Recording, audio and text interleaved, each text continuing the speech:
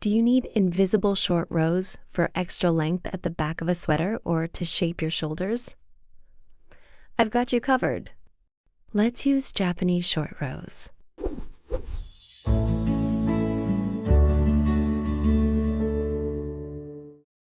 Knit to wherever your pattern tells you to turn. Now turn your work. Now place your locking marker onto the working yarn. Just clip it right onto the strand of yarn coming from your last stitch. With the yarn in front, slip the first stitch purlwise. Do not knit it, just slip it.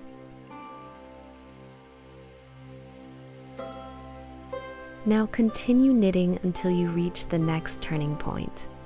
Each time you reach a new turning point, do the same thing.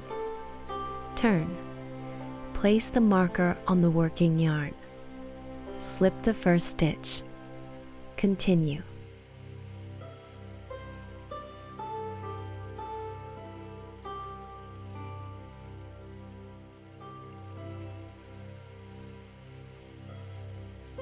When you reach a marker you left, it is time to close the short rows. Knit all stitches until you reach the marker. Now, slip the next stitch onto the right needle. Take the yarn loop with the marker and place it onto the left needle. Remove the marker. Slip that stitch back from the right needle to the left needle. Now knit both yarns together as one stitch. This closes the gap completely. No hole, no visible wrap.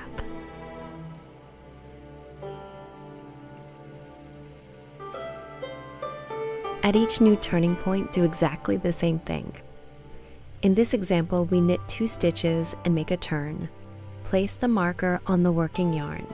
Slip the first stitch to the right needle, then pull the yarn just a little bit tighter. Do not let it stay loose.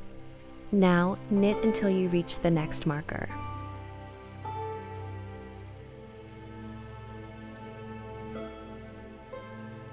Now you have reached another marker, this time on the purl side. Purl all the stitches until you reach the marker.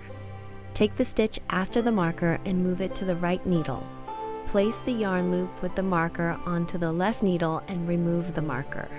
Slip the stitch back to the left needle and purl both together.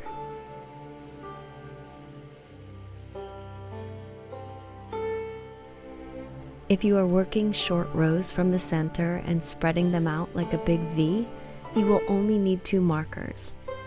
If you are starting wide and going narrower toward the end, you will need as many markers as you have short rows. That is 2 markers per row.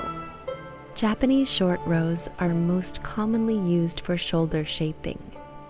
When you knit a sweater top down or bottom up, short rows create a natural slope across the shoulder that follows the shape of your body. Of all the short row methods, Japanese short rows produce the cleanest and tidiest result. There is no visible bump, no hole, and no extra bulk in the fabric. When done correctly, you simply cannot see where the short rows were worked. I hope this was helpful. In my next video, I will compare German short rows and Japanese short rows. Which one is faster, tidier, and less complicated? You won't want to miss it. If you enjoyed this video, please subscribe, give it a like, and stay tuned. Happy knitting!